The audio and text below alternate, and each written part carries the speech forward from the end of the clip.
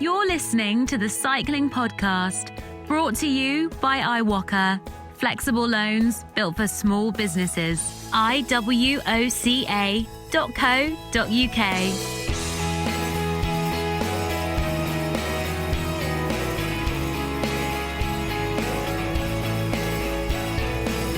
Hello, my name's Richard Moore. I'm joined by Ivan Gotti.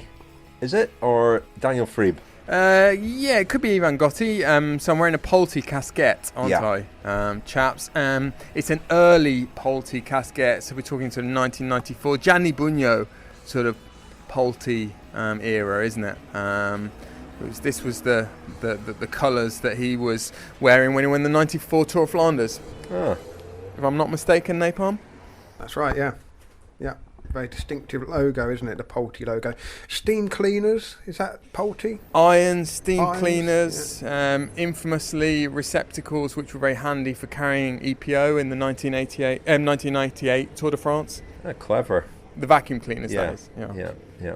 Well, you're wearing a T-shirt there, Lionel, honouring a rider who was in his mid-20s around that time. I dug out the Extinction Rebellion T-shirt for a little sentence or two in News Roundup, which we'll come to. Well, Rebellion, of course, was this era of Polti. He rode for Polti, I think, he rode for them twice, I think. Once in about 94 and then again a few years later. And Richard, you're wearing a Garmin cap. Yeah. Is this after you've successfully held the company to ransom this week? Is that right? Shouldn't joke, really. Shouldn't joke. I'm a victim of that, Lionel, as I'm sure lots of our listeners are too. Although the ride that I did last night seems to have been updated now onto Strava from my Garmin device, so that's nice. On the subject of the great Garmin hack, we were asked about that actually by a listener, weren't we?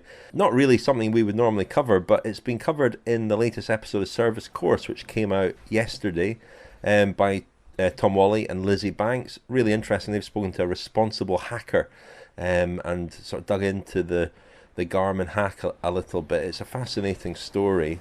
Is that a bit like a Smooth Criminal? A bit like that, yeah, exactly. It's a bit of an oxymoron, isn't it? But listen, guys, the news is out now.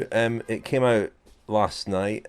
My new job. You'll understand the reasons why I kept that quiet until it was released last night. Didn't know it was coming out last night. Caught me by surprise. But don't worry, I'll be carrying on. I'll be heading up Secret Intelligence in the UK and also carrying on with the cycling podcast, so no need to worry about that.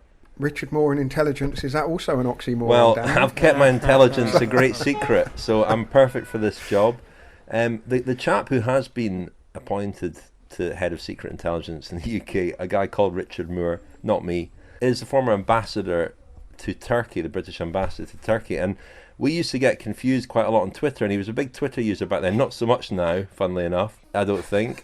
But we exchanged some direct messages because I kept getting requests from people looking for visas and so on in Turkey. No, that was just people calling you a Turkey. Complaining about various Turkey-related things. And he was getting people asking him about doping and cycling, which he was very, very confused about. So he found that very funny.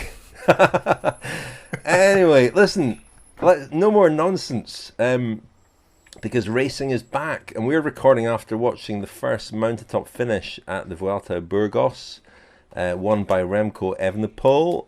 We'll talk about that a little bit in part one coming up, but first of all, Lionel, have you got a news roundup, please? We have indeed. I'll leave the Vuelta a Burgos racing to the section where we talk about the race, but quite a lot of coronavirus-related news from Burgos.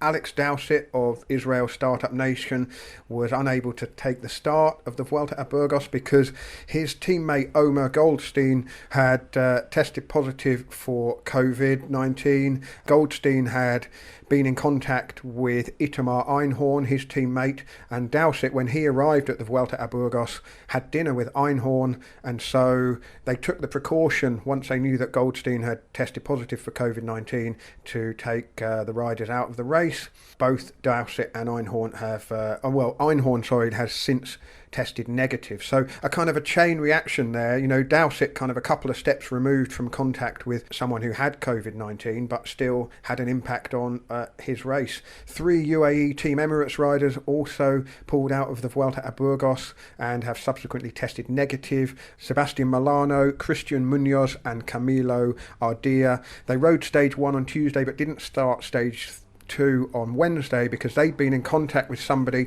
who tested positive on the Tuesday. So this is going to be a recurring theme, I think, and it's going to be a case of getting lucky, really, isn't it? Because any kind of contact with somebody who has the virus or even has symptoms of the virus could disrupt a rider's plans. Some racing has been disrupted as well. The 2 Canadian Grand Prix in Montreal and Quebec have been cancelled. The Bowls Women's Tour has also been cancelled, which leaves just one women's stage race on the calendar. That will be the Giro Rosa. And the CCC Live women's team pulled out of the 2 women's races in northern Spain because of their team doctors' concerns about COVID-19. So this is going to just be something that occurs and reoccurs as the season unfolds. Just on that, Lionel, before we move on, sorry, I mentioned service course already. Lizzie Banks also quite interesting on those races in Spain and some of the protocols that she and her fellow professionals are having to go through just in order to race. So tune into service course if you want to hear a bit more about that. With the racing that's underway, as I said, we'll talk about Burgos shortly, but there was also the Sibiu Tour in Romania, which Bora Hansgrohe riders dominated. Gregor Mühlberger won a couple of stages, Pascal Ackermann won another couple. Mühlberger won overall ahead of his teammate Patrick Conrad, but Davide Rebellin, 8th at the age of 48. He's actually 49 in 10 days' time and still racing. Extraordinary. No sign of extinction Rebellin's career yet. This might be an opportune moment, Napalm, to issue a real-time in-play erratum on Rebellin earlier. I think I said that he rode for Polsi for the first time in 94. It was actually 96, then he had a year at La Française des Jeux and then came back in 98. Of course, started his career in 1956. 1992, actually. A couple of women's races in northern Spain at the weekend, both won by Annemiek van Vleuten. The Classica Femenina Navarra, she was 1 minute and 14 seconds ahead of Elisa Longo Borghini. And then in the Imacumen Sarria race in Durango, she won again, this time 18 seconds ahead of Anna van der Breggen. So a very good weekend's work for the world champion.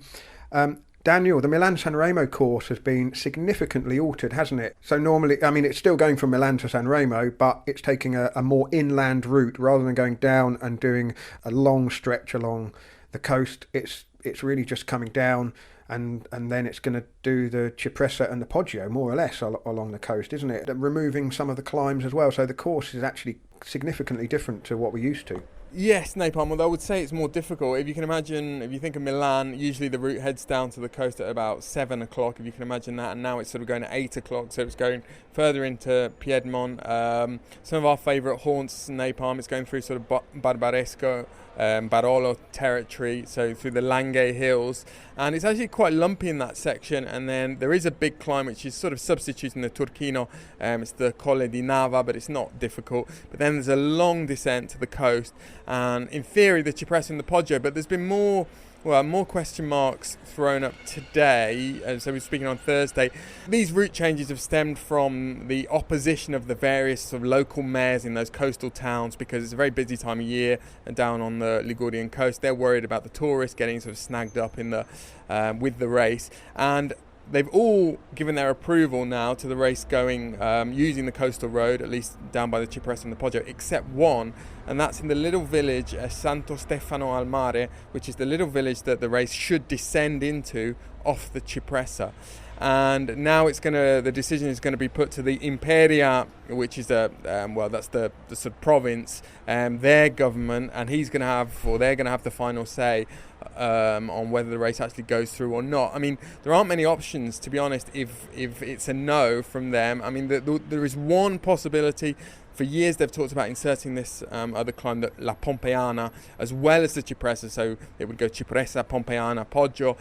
They could come down to the coast, skip the Cipressa and do a circuit of the Pompeiana, then onto the Poggio. That's the only real solution I can imagine. But it is, if it does go ahead, as RCS plan to go ahead, then it's going to be hillier. It should suit more sort of, riders like maybe Philippe Gilbert. Alaphilippe, of course, has already won Milan-San Remo. It will suit him even more. Will it add any distance, Daniel? That detour? A few kilometres. So could it take it over 300 kilometres then? Because it's close. Well, they will. I think they've been very cute with the length of the neutralised zone, and they will take it right up to. So it will be 299 point something. Plus about 30k in the neutralised zone. Yeah, plus a few white lies possibly along the way. A few Torriani-esque. But no Tacchino and none of the three Capi that normally lead into that finale. So quite different. But fingers crossed that the Cipressa gets the green light. Not a lot of time to sort that out and get the local mares on side. But there we go. The Giro route has been confirmed as well, and quite different to what was unveiled last year. Of course, the Grande Partenza in Hungary is off. Daniel, what is the latest? So, chaps, as we suspected, the race is going to start from Palermo, so the biggest city in Sicily, and it's going to start with, I suppose you could say it's a downhill time trial. Starts at about, or just over 300 metres above sea level, and finishes more or less at sea level, and it's about 15 kilometres. So it is going to lose a fair amount of altitude in those 15 kilometres, so that should be interesting. So that's an extra stage now in Sicily. There was supposed to be 3, now there are 4. Where have they found the other 2 stages, having effectively airbrushed the 3 that was supposed to be in Hungary? Well, one they've found by basically splitting the stage in the first week that was supposed to go from Calabria, so that's right down in the sort of toe of Italy, across to the heel. That was supposed to be one stage, finishing in Brindisi. Now they're sort of cutting it in 2 and making 2 stages of it.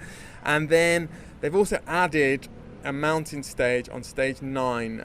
It's going to finish at Roccaraso, sort of in the Apennines, near, in Abruzzo, and it's a tough stage. There isn't just a long final climb up to Roccaraso, but there's the Passo Lanciano, which is most of the famous blockhouse climb. And it's going to be a tough day, that is, on stage 9. And, when the route was initially announced a few months ago, we thought that the middle week looked a bit light on mountains and might not be the greatest spectacle. That difficult 9th stage should spice things up considerably. A couple of other bits of news floating around. One is that Jumbo-Visma are to set up a women's team and make Marianne Vos their first big signing. From the cycling podcast Feminin, Richard, is that something you've had your eyes on? Well, we will be talking about this in next week's episode of the cycling podcast Feminin. That should be out middle of next week. We will talk about that. I wonder if we'll see Annemiek van Vleuten join her. In a recent episode we did about Van Vleuten, their friendship became apparent. I wasn't really too aware of that, but Vos and Van Vleuten are pretty close, and there's been some talk of Van Vleuten leaving Mitchelton Scott as well, so who knows. But an interesting move for Jumbo-Visma, and it's come it's been instigated, it seems, by the sponsors, and there's some connection with the Park Hotel Valkenburg team as well. The manager there is taking over the Jumbo-Visma ladies team. So as I say, more on that in next week's cycling podcast Feminin.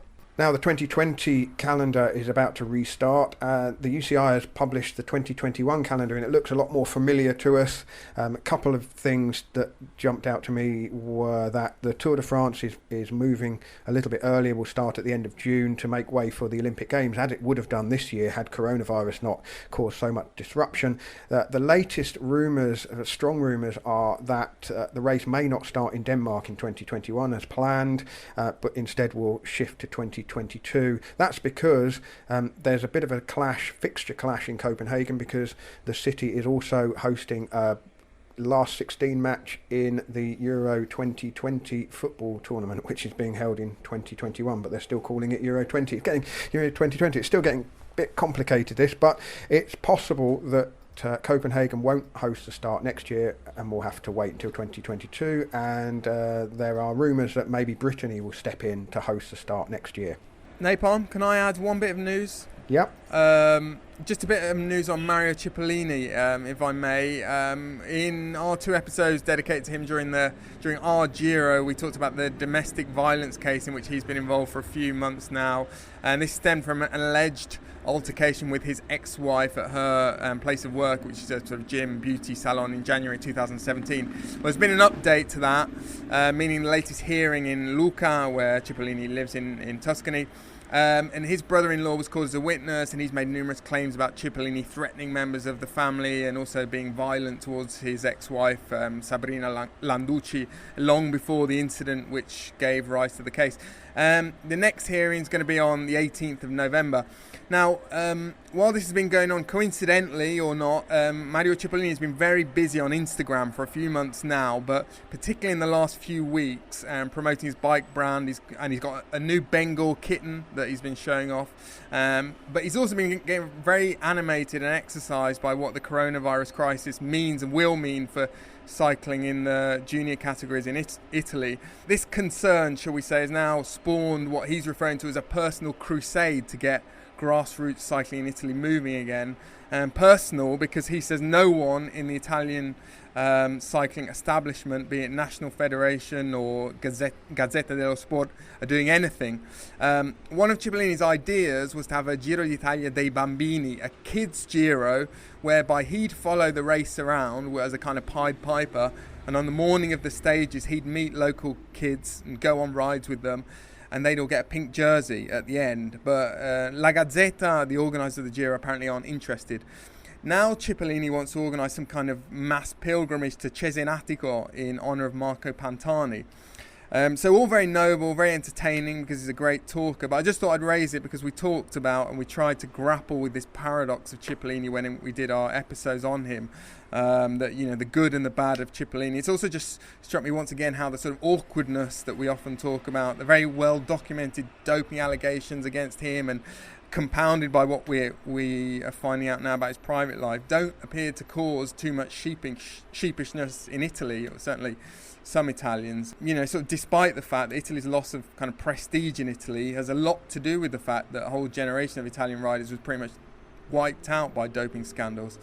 So I thought it was you know, it's just an interesting sort of talking point, not one we've got a lot of time to go into in any more depth now, but you know, we've talked about it so much over the last few weeks, and I think maybe because this whole pause with lockdown has given us pause for thought and reflection on, you know, the history of cycling and how there's this generation still which we don't know what to do with. We talked a lot about them when the Armstrong documentary was released on Netflix, and this is another example of just how cycling hasn't really been able to process its collective trauma of those 10 or 15 or 20 years. Just very finally on that before we move on, not really on Cipollini, but on his mission to promote cycling among youngsters. We support the Scuola Ciclismo Ceni during our Giro through the sale of Stacey Snyder's mugs. We were able to send them and the wine rich from Divine. Yeah, so about €4,500 I think in the end they got. And I got an email from Eduardo from the Scuola Ciclismo Ceni to say that on Saturday, August the 1st, they'll have their first race of the season. 3 of their under-16s are taking part in the Italian Time Trial Championships near Perugia. And the day after that, their team is organising an under-16 race over 77 kilometres. There'll be a prize awarded in their memory of one of their volunteers who died in March from COVID-19. So they're getting up and going again with their squad of young riders, and it's great to get an update from them. You're listening to the Cycling Podcast, brought to you by iWalker. Flexible loans built for small businesses. Join 50,000 customers taking on life's twists and turns and scaling new heights with iWalker. If you run a business, find out more at iWalker.co.uk. iWoca.co.uk. Thank you very much indeed to our title sponsor, iWalker. I caught up with iWalker earlier this week. We said in last week's podcast that you can apply now for a CBIL, that's a coronavirus business interruption loan scheme. iWalker are accredited by the British Business Bank to offer these. Until now, you've only been able to register interest, but now you can actually apply for between £50,000 and £350,000. If you apply, then Iwoca call you back and walk you through the process. It takes 3 days to a week to get all that sorted, so it's very quick, and this is what Iwoca pride themselves on. They're also offering their flexi loans again, from £1,000 to £200,000, which can, they said, be a good alternative to an overdraft for a small business. And I think they're delighted to be up and running again and feeling that things are returning to some form of normality for a lot of their customers. So if you're a small business owner, or you know someone who runs a small business and you need finance, do have a look at iwoca.co.uk. They may well be able to help you. Now, Lionel, we're going to talk about the racing, but I think we're going to hear from a few of the riders taking part in Burgos. This is New Zealander Paddy Bevin, who rides for Team CCC. It was weird. I think after everything that everyone's been through over the last kind of 4 or 5 months, it was kind of weird to actually sign on and race again, because I think mainly because it felt so far away. So having been here as everything kind of hit peak in Europe, and then going through everything we went through, I flew back to New Zealand for just over 2 months in the end. And so yeah, if you're back in New Zealand in April, you're a long way from racing at all. So to kind of have the racing on the horizon was good, and then to actually get there, because obviously everything moves so quickly that you finally get here and race. It seemed a little bit surreal that they'd kind of cleared all those hurdles to be back racing. The main protocols we had coming in were the PCR tests we had to do in the week leading up, and I think for cycling to survive at the moment, I think everyone turning up healthy is the number one defence we have. And obviously guys all over Europe have to get those tests done. With all those negative tests, it kind of creates that barrier before we get here, and then we get here, and the time around the team has changed quite a lot. We're in masks all the time, we're hand washing all the time, and a lot of that is quite restrictive, really. But at the end of the day, the cost of that, like the effort that goes into that, is pretty minor compared to being able to race. And overall, it's not really that taxing. And at a kind of basal level, it's like we need to stay healthy anyway. A lot of the things we do are the same. It's just the fact that they are monitored and forced upon the whole team. Charlie Quarterman rides for Trek-Segafredo. It's pretty strange returning to racing. I was surprised I hadn't forgotten how to pin my numbers on, actually, after all this time. To be honest, yeah, there are a few precautions we have to take, but at this point, after all this time off, you do whatever it takes. So actually, I'm here in Spain without knowing how or when I'll get back to the UK because of the government quarantine law, the new one that just came in before I left. But no, it feels amazing to be back in the peloton. Although I think it took everyone maybe a couple of hours to get the feeling in the peloton again. Like the peloton was maybe a little bit more spread out, but there's a lot of touching of the brakes and movement on the smaller roads, that's for sure. But actually, it turned out to be quite a nice stage. A little bit hot. After a bit of a tough one on the big mountain middle of the stage, we actually managed to split the peloton in the crosswinds with about 50k to go, which was a lot of fun. So we had all 7 of us in the front echelon, which was quite exciting. After all this time, yeah, that felt quite special to be in this situation. I wasn't really ready to be back in it like this, but it feels amazing to be back anyway. In terms of the protocols, it's not crazy. I'd say it feels pretty normal after the way things have been the last few months, to be honest, in terms of wearing a face mask where possible, like around the hotel and before you get to the dinner table, and also as you go to the sign-on you have to wear the face mask. The strangest thing was probably sitting on the start line and taking it off with about a minute to go and putting it in a bin. Quite an unusual one. I guess it's for the safety of the fans, but yeah, that felt a little bit strange. But yeah, apart from that, we've been very safe. We've had our team bubble, lots of tips, lots of instructions from the team doctor, and yeah, we've been following the guidelines. I haven't felt at risk at all, to be honest. It's been very normal. It's been great. But yeah, it's an incredible feeling to be back anyway. Attila Valter rides for Team CCC. To be honest, I feel nervous, not outside the race, but inside the peloton is a strange feeling. We didn't have so hard first 2 days, but I just feel so tired. My mind is tired, all the stress. Yesterday I got involved in a crash pay attention, to focus all day is something you cannot train. Maybe with some pacing or some hard moments, but it's not what you're training. You can only train it on the race. So I feel tired, but I feel really happy that it's finally began, and I feel like it almost like nothing has happened in the past 4 months. I feel like we have raced all the time.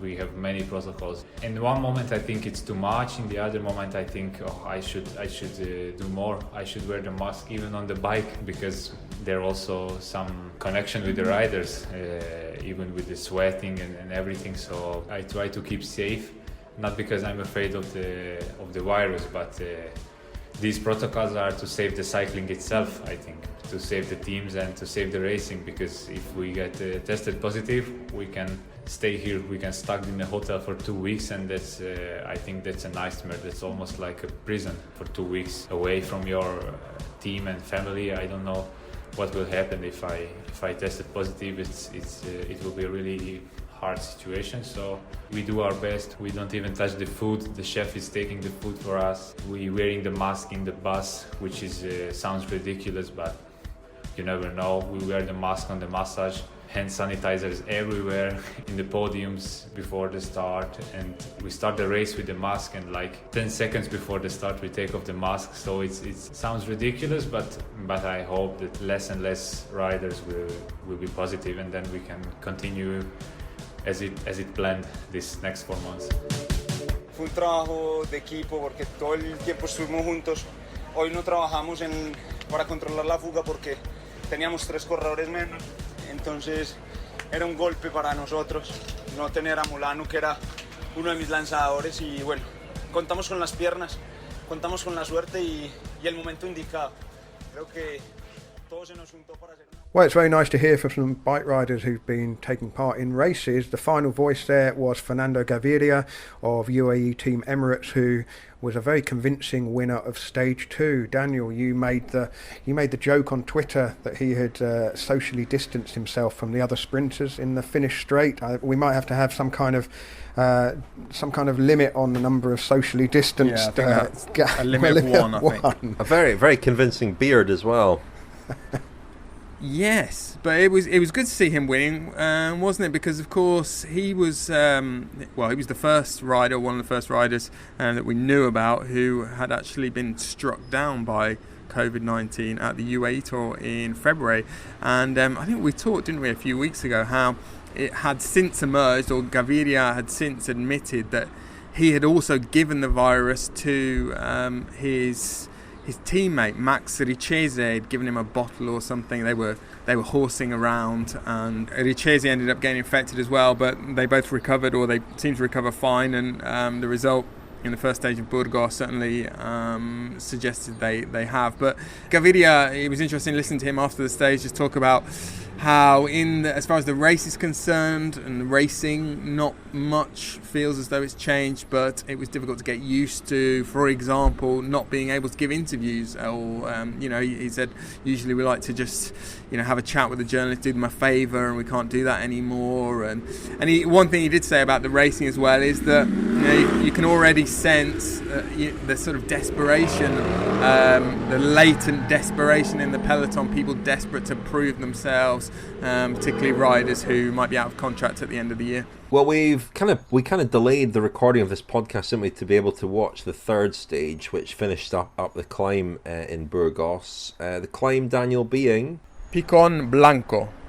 Do you know, I looked at where that was on a map. So the landscape today, obviously we're in August and it's a bit of a heat wave in Spain at the moment, in that part of Spain, but it was very arid, you wouldn't say it was particularly green or verdant at all. And it's about 20 kilometres from Los Machucos, which I think you've both been to on the Vuelta. Certainly the Vuelta's been there twice in the last few years. And that's in Cantabria, so just over the border of Cantabria, and is incredibly green and a sort of typical landscape of the mountains there in Cantabria. It looked very, very different, looked worlds away. A quick translation of Picón Blanco. The big white peak.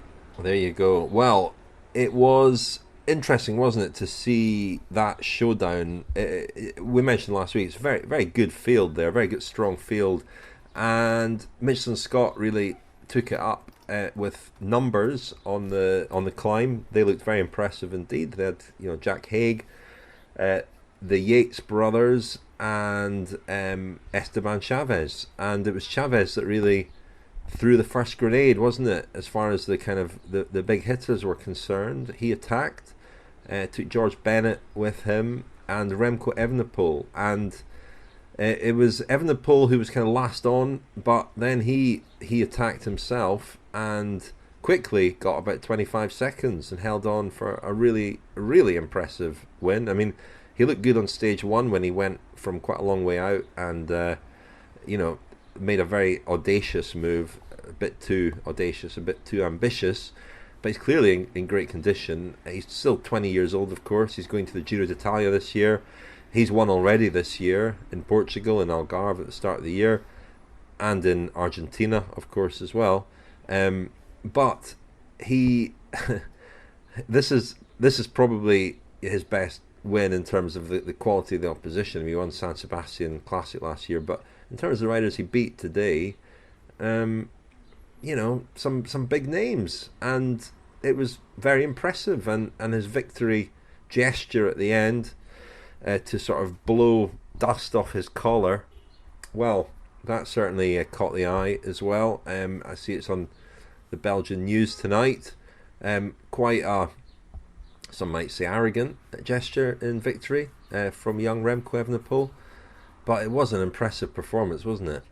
Yes, no doubt it will send the hype train. Well, the hype train was already in overdrive, but there'll be predictions of sort of 20-year, 30-year dynasties, and 44 Tour de France titles tonight.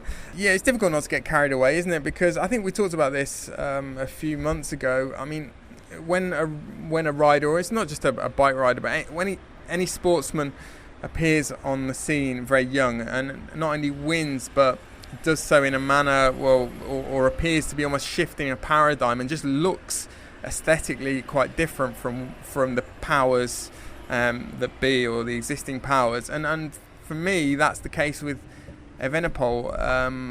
There's something about his pedal stroke, there's something about the way he looks on the bike, how easy it all looks to him, which is quite exciting and reminds me, I think, when we spoke about this in the past, I talked about cricketers, maybe Brian Lara in the early 90s is a name that stands out for me, with had just a style that was very different from what was around at the time. And Usain Bolt, we've seen it, we saw it with him, and there have been other examples in other sports, and so it's difficult not to project forward and imagine what he might do at the Giro, but you have to remind yourself that he's won every stage race he's competed in this year, but he hasn't ridden, or he hasn't won a race of over a week. He hasn't coped with what he will have to cope with, we think, at the end, or in the last week of the Giro, multiple back-to-back mountain stages. There are also a lot of other prodigious talents who've appeared on the scene in the last couple of years. Pog, of course, Tadej Pogacar, Bernal. So there's a lot to suggest that he won't have everything his own way. I said Yates brothers. It's only Simon riding in Burgos, of course. Mikel Nieve was the other rider there. Also worth mentioning Evenepoel's teammate, João Almeida, who was fifth on the stage, was he today? But he was second on stage one as well, and he's only 21. He's 22 next week. He's another product of Axel Merckx's development team in America. He looks very promising too. So Deceuninck-Quick Step have panned for gold yet again in him, it looks like.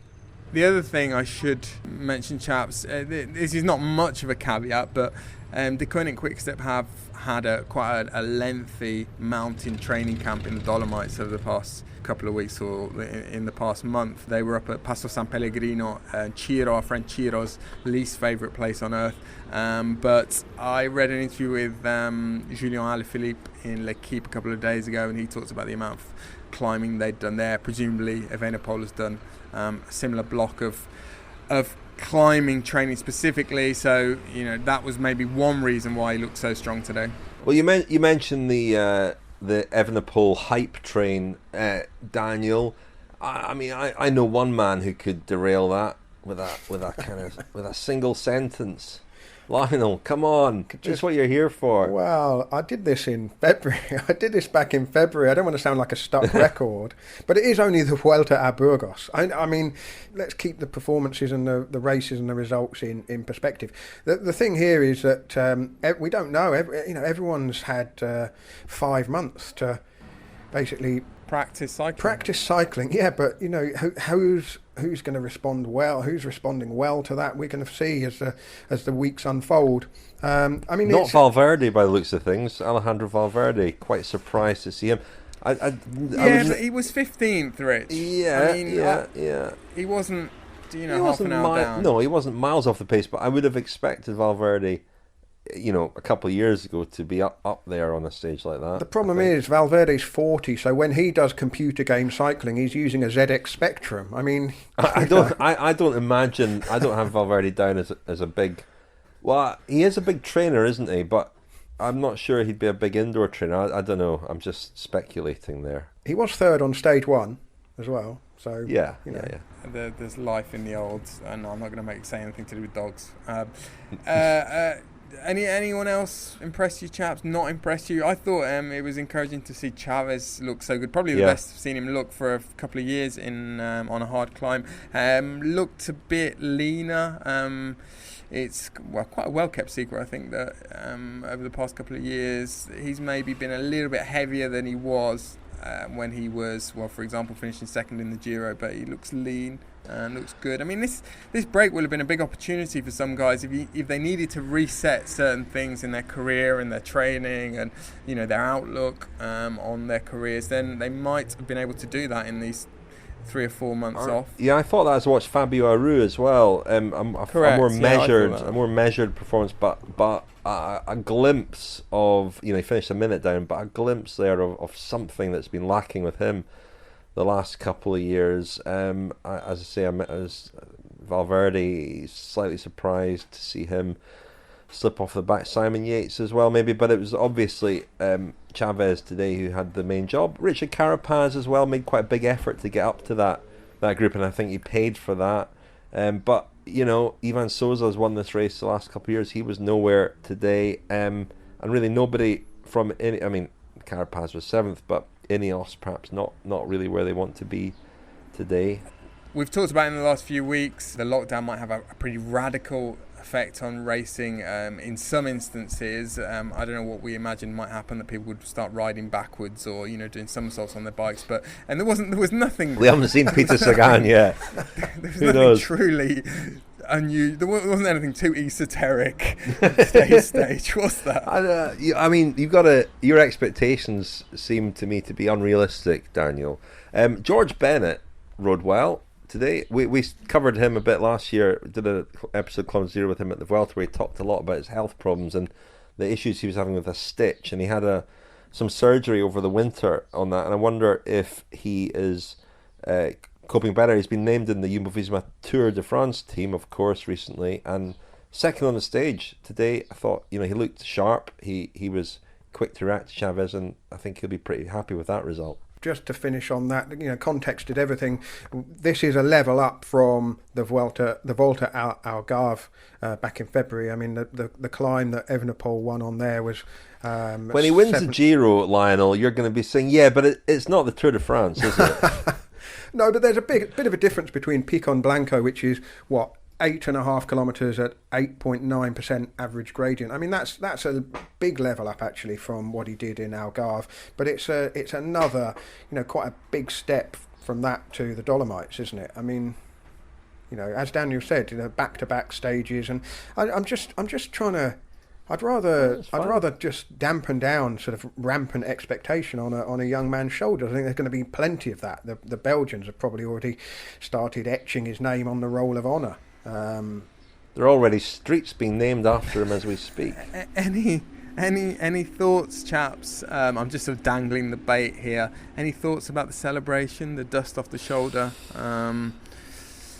Slightly uncomfortable with that. It won't go. I don't think it'll go down too well. Entertaining though, isn't it? Entertaining. I mean, it's the sort of thing that fires people up when they see it. I mean, but it's the sort of thing you've got to back up. You've got to back it up as well. I mean, we kind of we moan about lack of personality or lack of big characters, and then we can't complain when a 20-year-old comes along and does that. But we were chatting before we started recording, Daniel. You were sort of you're salivating at the prospect of a Pog Remco rivalry. Yeah, I can't see Pog unfurling a moonwalk the next time he wins a mountain stage. But that's got a lot of promise, hasn't it? Their potential rivalry.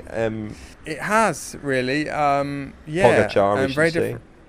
Yeah, very different characters. And no, it will be interesting to see how Evenepoel. Well, there will be some blowback, I'm sure, to things like the celebration, which is not very different from what we see from footballers all the time when they celebrate a goal. And it reminds me of some of Peter Sagan's celebrations early in his career, and there was some sort of grumbles and upturned noses at that, weren't there? I remember Fabian Cancellara had some choice words to say about Sagan back then, but yeah, partly because he's just been rolled for second.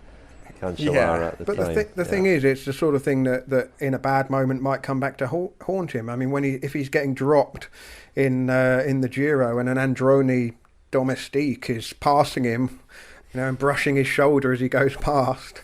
I mean, you live by the sword, you die by the sword, so to speak. I mean, it's a young man enjoying his moment. I'm not gonna.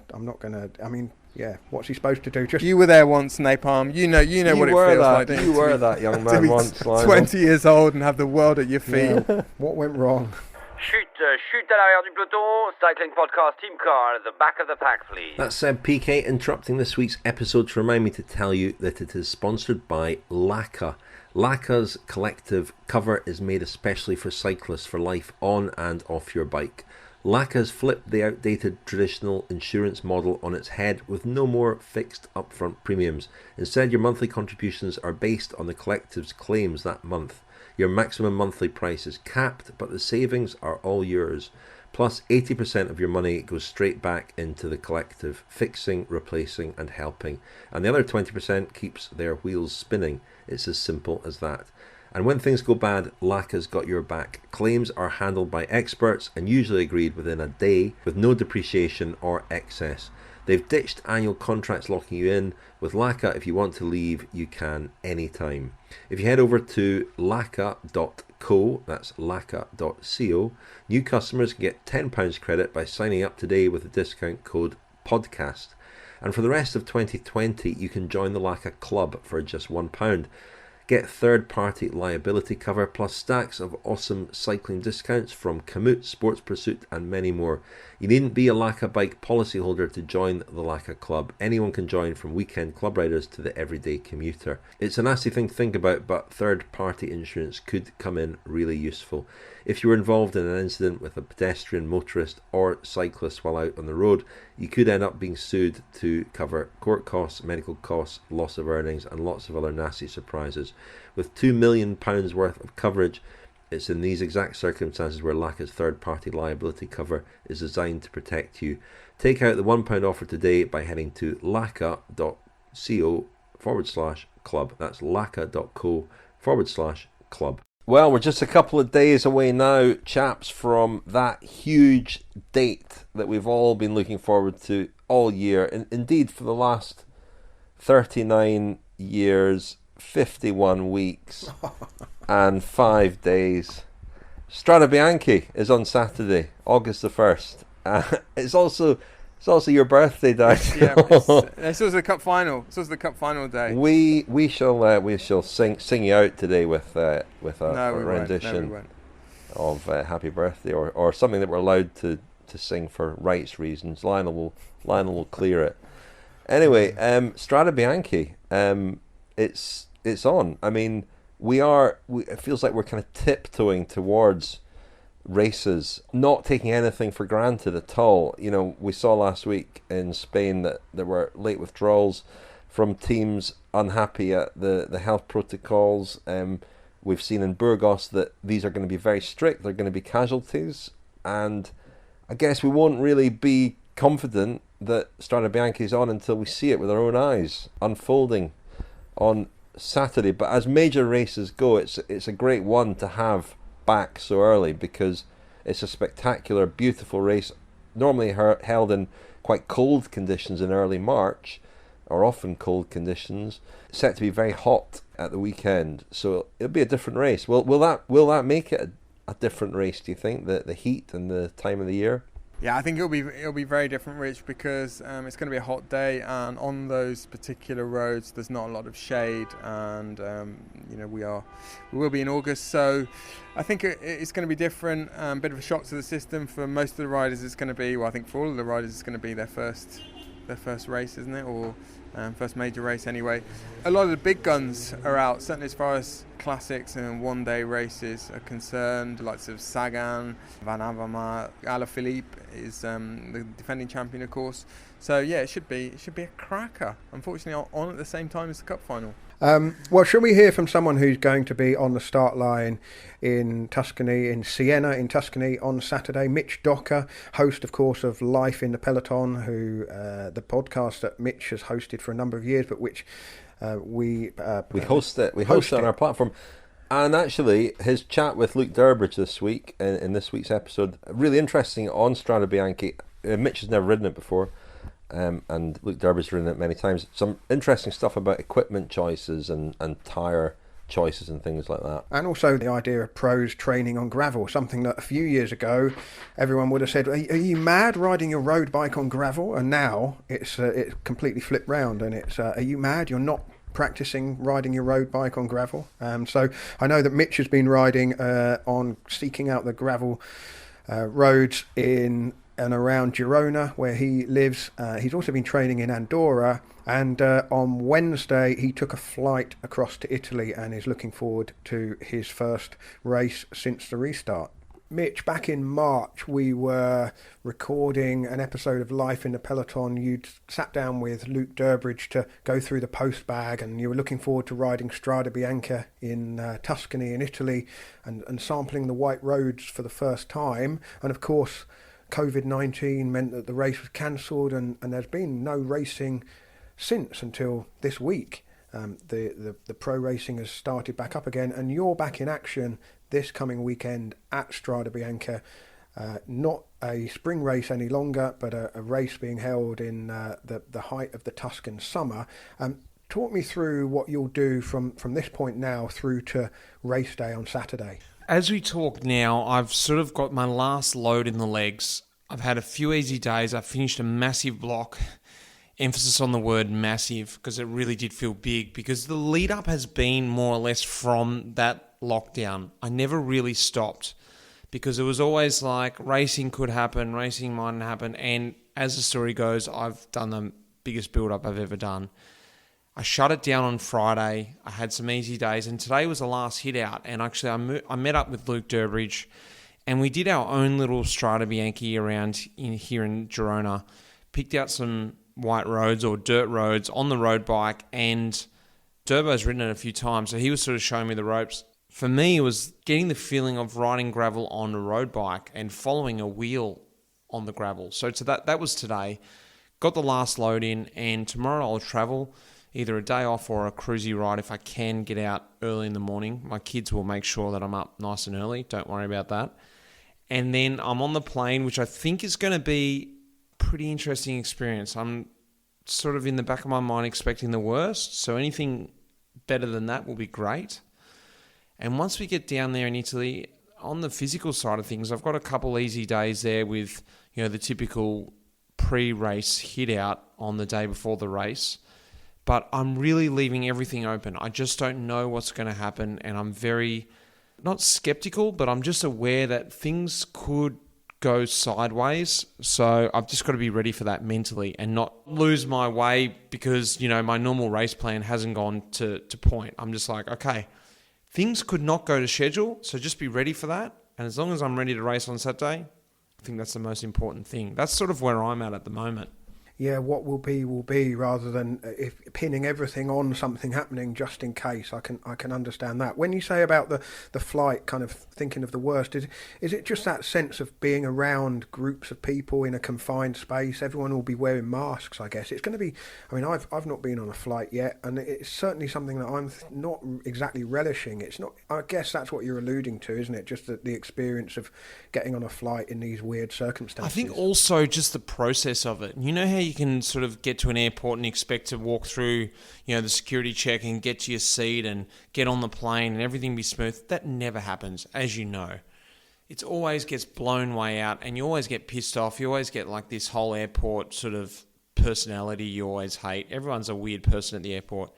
So I think if I'm sort of aware and ready for that, and that's going to be like times by 10, because it's going to be like 1 million sanitizers and 1 million checks, and I'm just preparing for that, and that I can get there and just be like, by the time I get to the 1,000,000th, I'll be like, all right, now I'm pissed off, but at least it's not at the 10th, and I think that's going to be the key, is just trying to keep your head on. And if there isn't 1 million checks and we get through pretty cruisy, then I'm winning. That's what I'm preparing for, and who knows, I'll probably get to the second check and lose my mind, and that'll all go out the window. But that's what I'm ready for. Have you had any heads up on what the protocol will be around the race and how different it might be?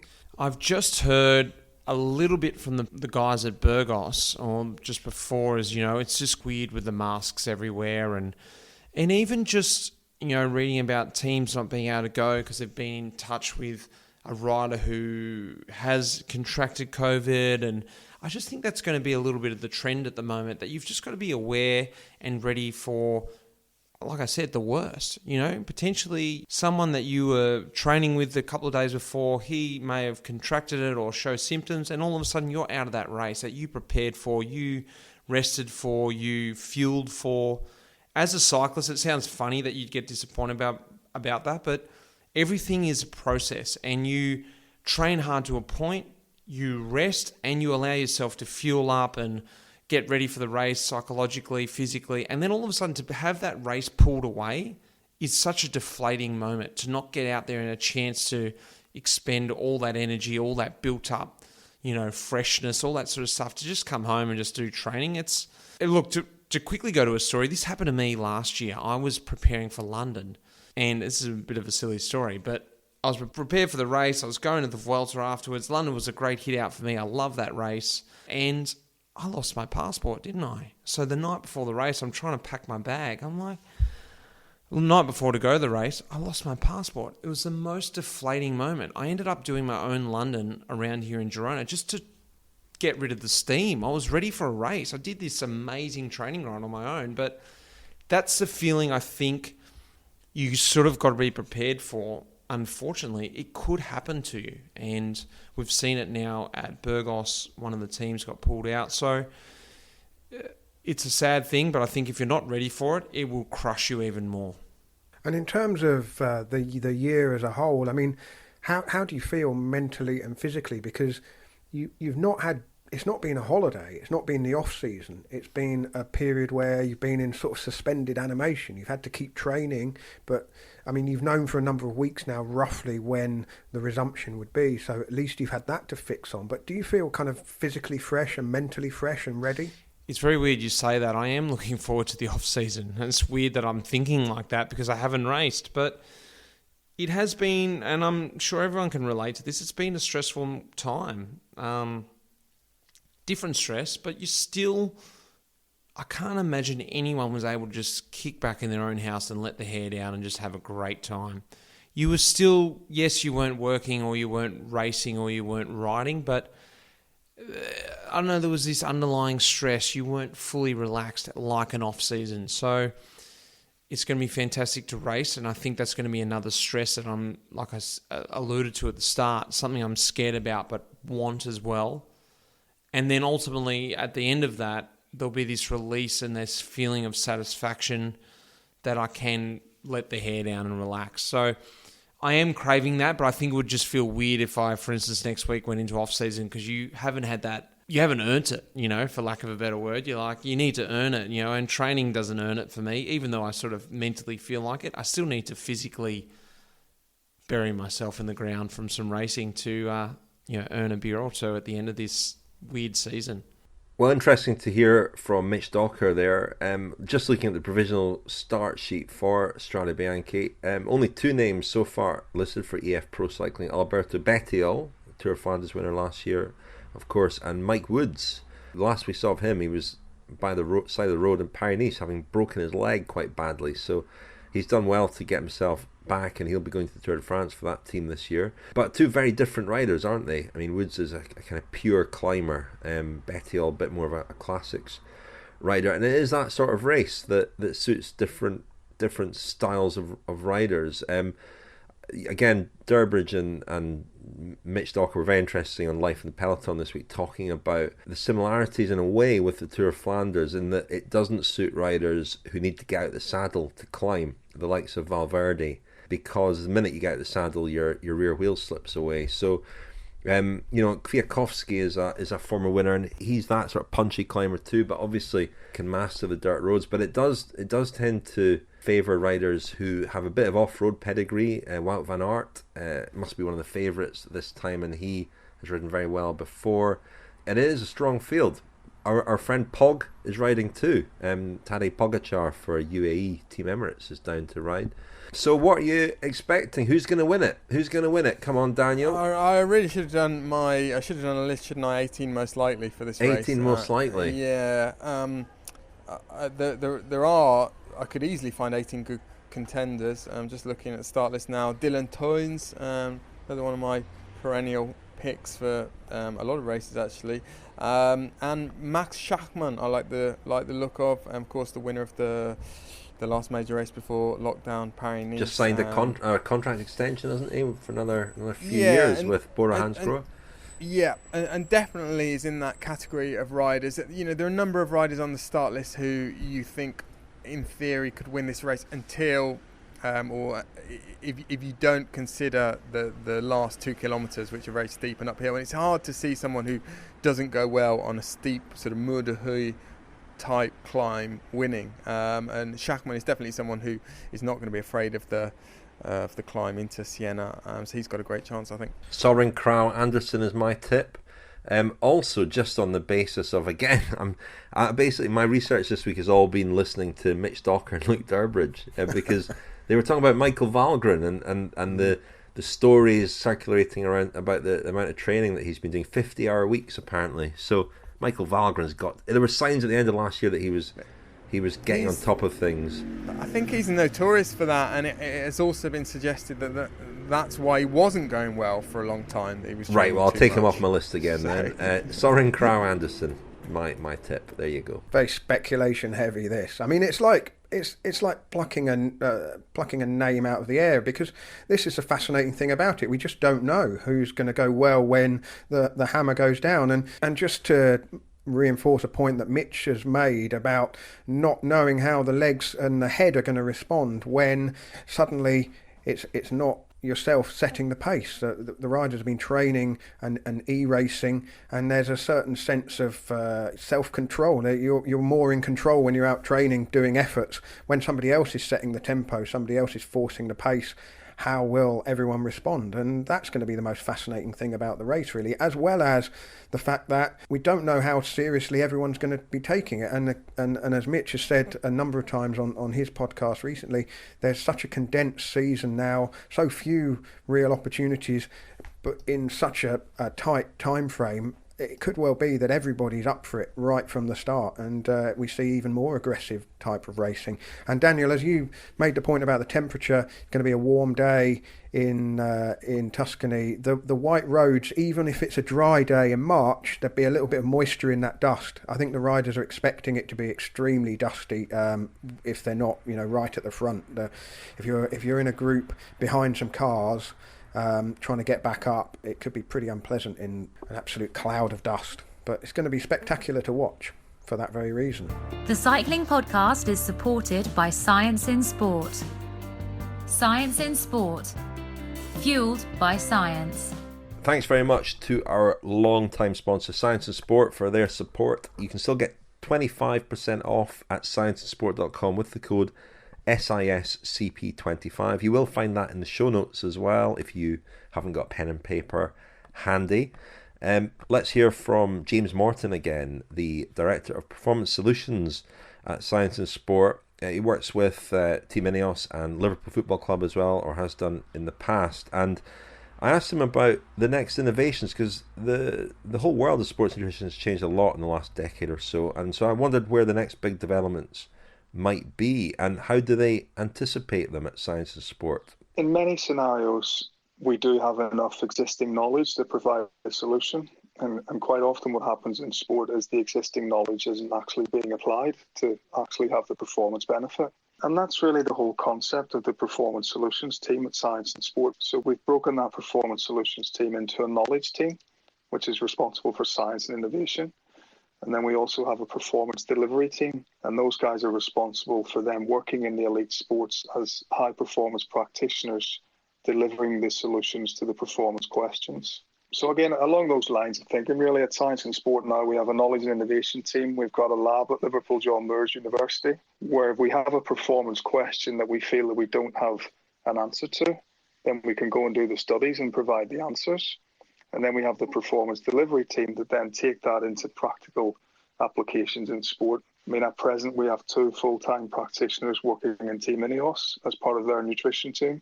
We have a practitioner working in Ineos sailing team. And we're also about to start some work with the Lionesses, with the FA, looking at nutritional solutions for female athletes. That was James Morton of Science and Sport, and he has invited questions from you. Do keep them coming in. Contact at thecyclingpodcast.com, and I'll go to him with your questions in the next couple of weeks, and we'll hear his responses in the episodes. There's nobody more knowledgeable than him about sports nutrition, so it's a great opportunity. We've mentioned Science and Sport's new Turbo Plus range to help with indoor training when it tends to be hotter, but also outdoor cycling in the heat. And I've not been on my indoor trainer at all because the weather here has been spectacular, but I have been getting out on the road a lot, and has been very hot. And I have been using my Turbo Plus drink and the gels as well with menthol. And the sensation is that your mouth and whole body cools down when you have it. So I have been quite enjoying that. It's very refreshing, obviously. I mean, that's what menthol is, isn't it? It's refreshing. And your batches, your bundles, chaps, are in the post, I am assured. So you should get them very soon. Promise. I mean, they haven't accidentally been sent to me by mistake. Don't worry. Have you been doing any cycling, Lionel? I have, yeah. I've not been doing 50 hours a week. 50 hours a week? Like Michael Valgren, which is almost a third of the week. I mean, assuming he sleeps 8 hours a night, that's another third. I mean, he's got to do everything else. Everything else in the other 8 hours. What else is available. there to do if you're a professional cyclist? Rest, fuel. True. We'll see if that works for him, because he had a dreadful season last year, Valgren, having been a real sort of marquee signing for Dimension Data, now NTT. But there were signs at the end of the year, I think in Canada and at the World Championships, that he'd turned the corner. Maybe he'll be the signing for NTT that they thought they were getting last year. Who knows? One thing that has arrived in the post, Richard, is the new cycling podcast Katusha jerseys. Oh, have you got yours? A box has arrived. I've yet to open the box. I'm gonna open the box as soon as. I've seen on social media that people have been getting their jerseys. So why are you shaking they're your head, available Daniel? now.